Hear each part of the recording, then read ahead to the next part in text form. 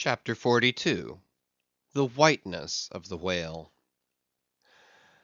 What the white whale was to Ahab has been hinted; what at times he was to me, as yet remains unsaid.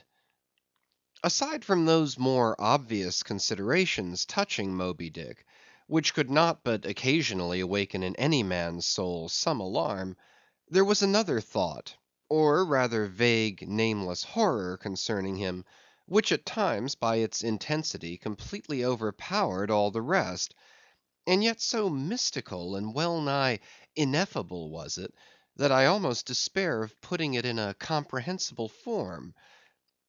It was the whiteness of the whale that above all things appalled me. But how can I hope to explain myself here?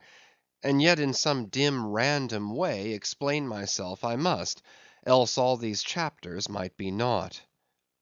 Though in many natural objects whiteness refiningly enhances beauty, as if imparting some special virtue of its own, as in marbles, japonicas, and pearls; and though various nations have in some ways recognized a certain royal preeminence in this hue, even the barbaric grand old kings of Pegu placing the title Lord of the White Elephants above all their other magniloquent ascriptions of dominion, and the modern kings of Siam unfurling the same snow-white quadruped in the royal standard, and the Hanoverian flag bearing the one figure of a snow-white charger, and the great Austrian empire, Caesarian, heir to overlording Rome, having for the imperial color the same imperial hue; and though this preeminence in it applies to the human race itself, giving the white man ideal mastership over every dusky tribe;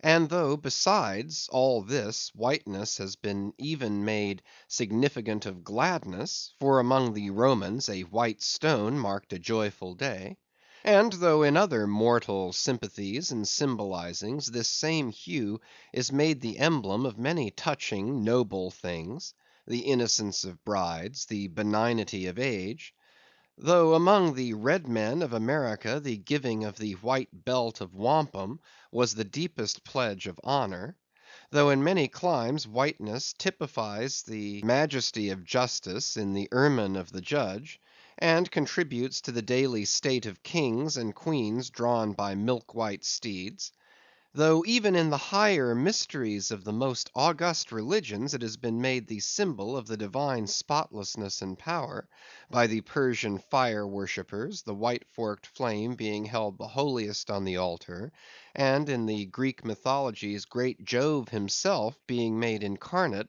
in a snow‐white bull; and though to the noble Iroquois the midwinter sacrifice of the sacred white dog was by far the holiest festival of their theology, that spotless, faithful creature being held the purest envoy they could send to the Great Spirit with the annual tidings of their own fidelity; and though directly from the Latin word for white all Christian priests derived the name of one part of their sacred vesture, the alb or tunic worn beneath the cassock; and though among the holy pomps of the Romish faith white is specially employed in the celebration of the passion of our Lord; though in the vision of St. John white robes are given to the redeemed, and the 24 elders stand clothed in white before the great white throne, and the Holy One that sitteth there white like wool; yet for all these accumulated associations with whatever is sweet,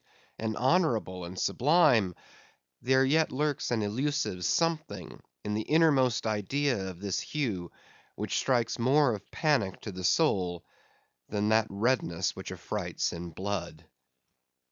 This elusive quality it is which causes the thought of whiteness, when divorced from more kindly associations, and coupled with any object terrible in itself, to heighten that terror to the furthest bounds. Witness the white bear of the poles, and the white shark of the tropics. What but their smooth flaky whiteness makes them the transcendent horrors they are? That ghastly whiteness it is which imparts such an abhorrent mildness, even more loathsome than terrific, to the dumb gloating of their aspect; so that not the fierce-fanged tiger in his heraldic coat can so stagger courage as the white-shrouded bear or shark. Footnote: with reference to the polar bear, it may possibly be urged by him who would fain go still deeper into this matter, that it is not the whiteness separately regarded which heightens the intolerable hideousness of that brute; for analyzed, that heightened hideousness, it might be said, only rises from the circumstance that the irresponsible ferociousness of the creature stands invested in the fleece of celestial innocence and love; and hence by bringing together two such opposite emotions in our minds, the polar bear frightens us with so unnatural a contrast. But even assuming all this to be true, yet were it not for the whiteness, you would not have that intensified terror. As for the white shark, the white gliding ghostliness of repose in that creature, when beheld in his ordinary moods, strangely tallies with the same quality in the polar quadruped. This peculiarity is most vividly hit by the French in the name they bestow upon that fish. The Romish mass for the dead begins with requiem aeternam, eternal rest; whence requiem denominating the mass itself, and any other funeral music. Now, in allusion to the white silent stillness of death in this shark, and the mild deadliness of his habits, the French call him requin. Bethink thee of the albatross; whence come those clouds of spiritual wonderment and pale dread, in which that white phantom sails in all imaginations? Not Coleridge first threw that spell, but God's great unflattering laureate, Nature. I remember the first albatross I ever saw. It was during a prolonged gale, in waters hard upon the Antarctic seas. From my forenoon watch below, I ascended to the overclouded deck, and there dashed upon the main hatches I saw a regal feathery thing of unspotted whiteness, and with a hooked Roman bill sublime. At intervals it arched forth its vast archangel wings, as if to embrace some holy ark. Wondrous flutterings and throbbings shook it. Though bodily unharmed, it uttered cries as some king's ghost in supernatural distress. Through its inexpressible strange eyes, methought I peeped to secrets which took hold of God. As Abraham before the angels, I bowed myself; the white thing was so white, its wings so wide; and in those forever exiled waters, I had lost the miserable warping memories of traditions and of towns. Long I gazed at that prodigy of plumage. I cannot tell, can only hint the things that darted through me then. But at last I awoke, and turning, asked a sailor what bird was this. A goney, he replied. Goney? Never had heard that name before. Is it conceivable that this glorious thing is utterly unknown to men ashore? Never. But some time after, I learned that goney was some seaman's name for albatross; so that by no possibility could Coleridge's wild rhyme have had aught to do with those mystical impressions which were mine, when I saw that bird upon our deck. For neither had I then read the rhyme, nor knew the bird to be an albatross. Yet in saying this, I do but indirectly burnish a little brighter the noble merit of the poem and the poet. I assert then that in the wondrous bodily whiteness of the bird chiefly lurks the secret of the spell; a truth more evinced in this, that by a solecism of terms there are birds called grey albatrosses, and these I have frequently seen, but never with such emotions as when I beheld the Antarctic fowl. But how had the mystic thing been caught? Whisper it not, and I will tell. With a treacherous hook and line, as the fowl floated on the sea. At last the captain made a postman of it, tying a lettered leathern tally round its neck, with the ship's time and place, and then letting it escape. But I doubt not that leathern tally, meant for man, was taken off in heaven, when the white fowl flew to join the wing-folding, the invoking and adoring cherubim. Most famous in our Western annals and Indian traditions is that of the white steed of the prairies, a magnificent milk-white charger, large-eyed, small-headed, bluff-chested, and with the dignity of 1,000 monarchs in his lofty, overscorning carriage. He was the elected Xerxes of vast herds of wild horses, whose pastures in those days were only fenced by the Rocky Mountains and the Alleghanies. At their flaming head he westward trooped it, like that chosen star which every evening leads on the hosts of light. The flashing cascade of his mane, the curving comet of his tail, invested him with housings more resplendent than gold and silver beaters could have furnished him. A most imperial and archangelical apparition of that unfallen western world, which to the eyes of the old trappers and hunters revived the glories of those primeval times, when Adam walked majestic as a god, bluff-browed and fearless as this mighty steed. Whether marching amid his aides and marshals in the van of countless cohorts that endlessly streamed it over the plains like an Ohio, or whether with his circumambient subjects browsing all around at the horizon, the white steed gallopingly reviewed them with warm nostrils reddening through his cool milkiness; in whatever aspect he presented himself, always to the bravest Indians he was the object of trembling reverence and awe. Nor can it be questioned from what stands on legendary record of this noble horse, that it was his spiritual whiteness chiefly which so clothed him with divineness, and that this divineness had that in it which, though commanding worship, at the same time enforced a certain nameless terror. But there are other instances where this whiteness loses all that accessory and strange glory which invests it in the white steed and albatross. What is it that in the albino man so peculiarly repels and often shocks the eye, as that sometimes he is loathed by his own kith and kin? It is that whiteness which invests him, a thing expressed by the name he bears. The albino is as well made as other men, has no substantive deformity, and yet this mere aspect of all-pervading whiteness makes him more strangely hideous than the ugliest abortion. Why should this be so?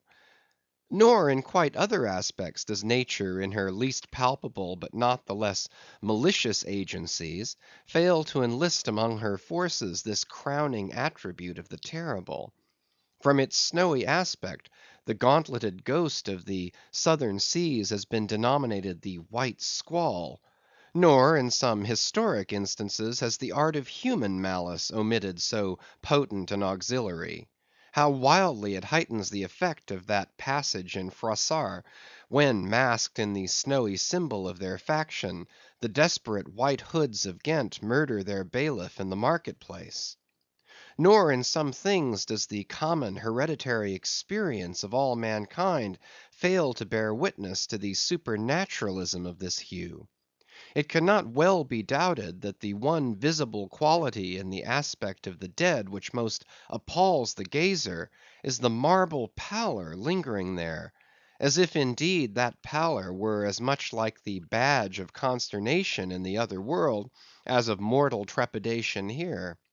And from that pallor of the dead, we borrow the expressive hue of the shroud in which we wrap them. Nor even in our superstitions do we fail to throw the same snowy mantle round our phantoms, all ghosts rising in a milk‐white fog. Yea, while these terrors seize us, let us add, that even the king of terrors, when personified by the evangelist, rides on his pallid horse.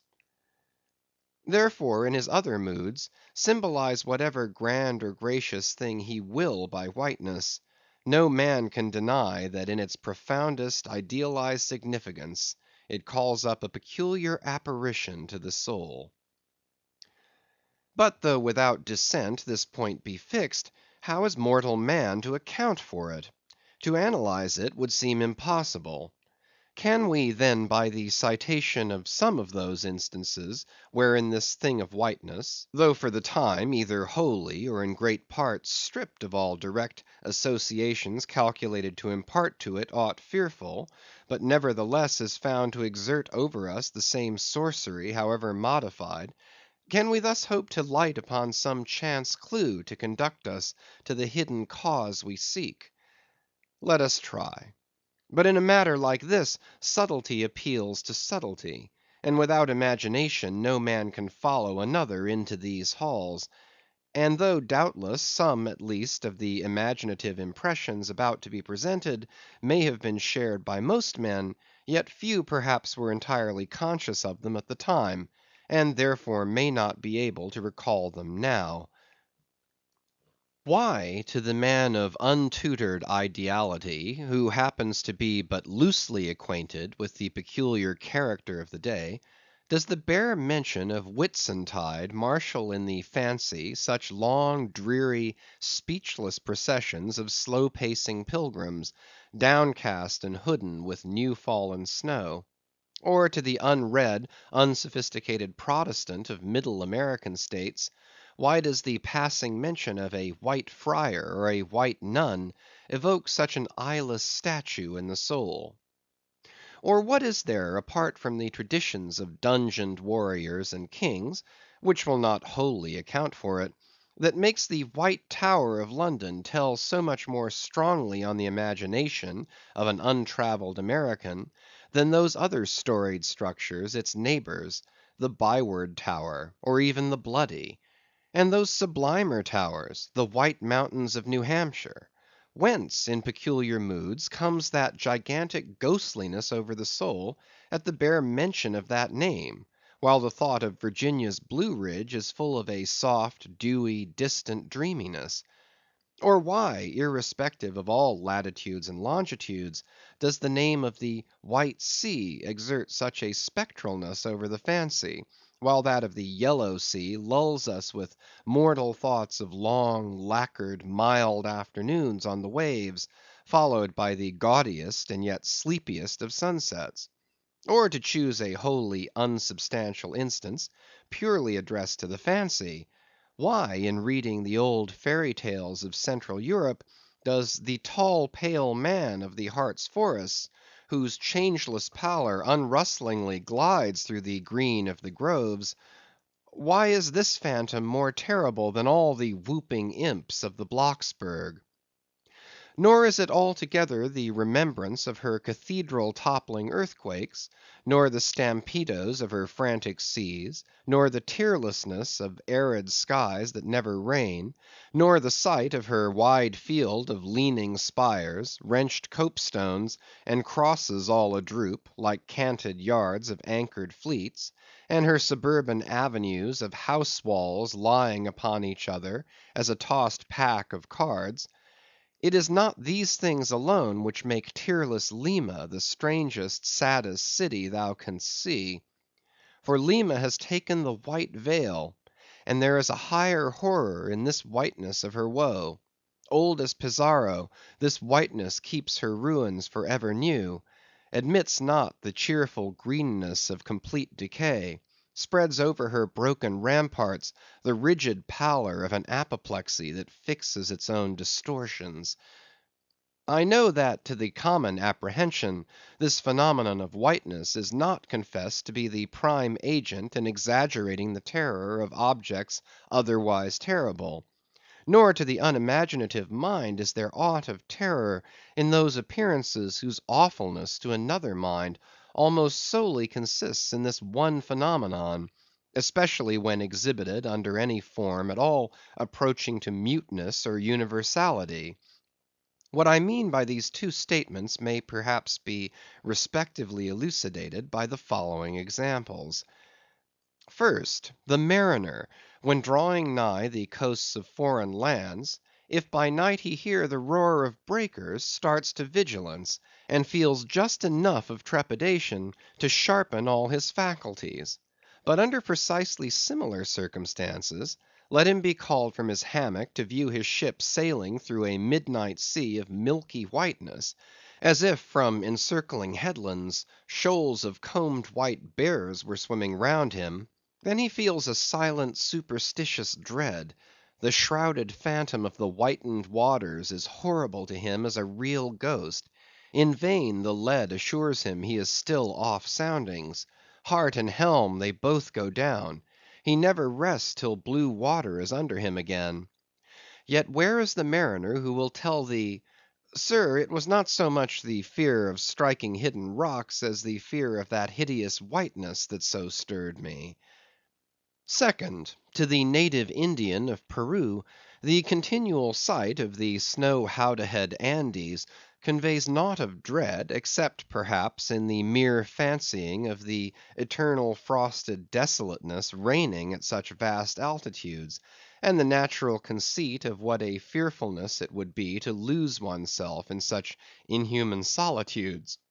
Much the same is it with the backwoodsman of the West, who with comparative indifference views an unbounded prairie sheeted with driven snow, no shadow of tree or twig to break the fixed trance of whiteness.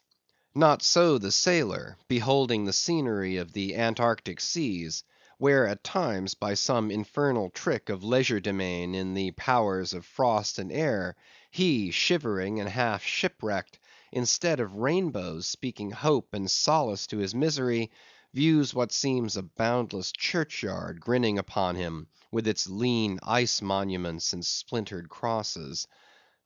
But, thou sayest, methinks that white lead chapter about whiteness is but a white flag hung out from a craven soul. Thou surrenderest to a hypo, Ishmael.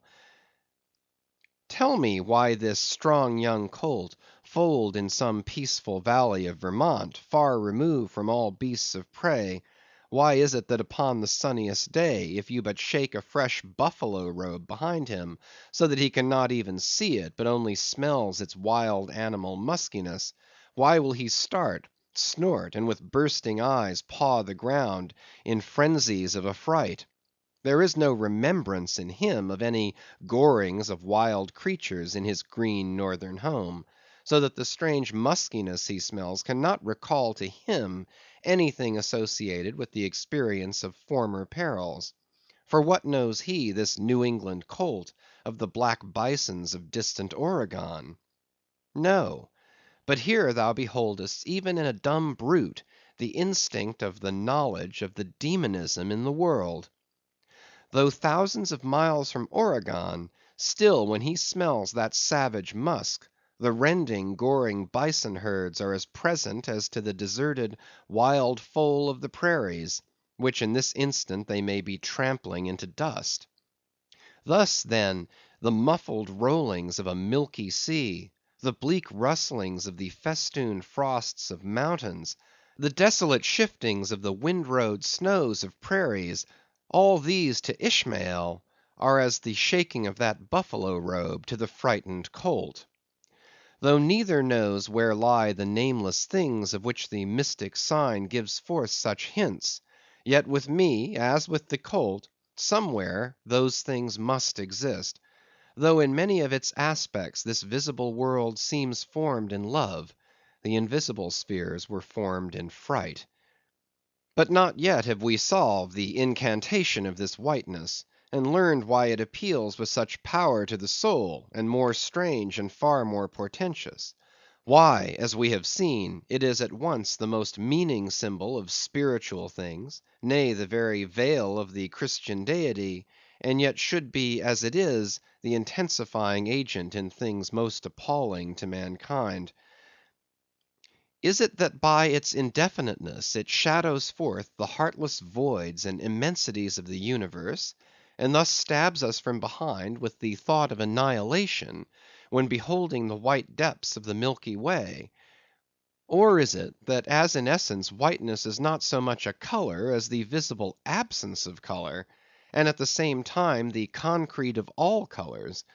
Is it for these reasons that there is such a dumb blankness, full of meaning, in a wide landscape of snows; a colorless all color of atheism from which we shrink? And when we consider that other theory of the natural philosophers, that all other earthly hues, every stately or lovely emblazoning, the sweet tinges of sunset skies and woods, yea, the gilded velvets of butterflies, and the butterfly cheeks of young girls; all these are but subtle deceits, not actually inherent in substances, but only laid on from without, so that all deified nature absolutely paints like a harlot, whose allurements cover nothing but the charnel house within. And when we proceed further, and consider that the mystical cosmetic, which produces every one of her hues, the great principle of light, for ever remains white or colorless in itself, and if operating without medium upon matter, would touch all objects, even tulips and roses, with its own blank tinge; pondering all this, the palsied universe lies before us a leper; and like willful travellers in Lapland, who refuse to wear colored and coloring glasses upon their eyes, so the wretched infidel gazes himself blind at the monumental white shroud that wraps all the prospect around him. And of all these things, the Albino whale was the symbol. Wonder ye then at the fiery hunt?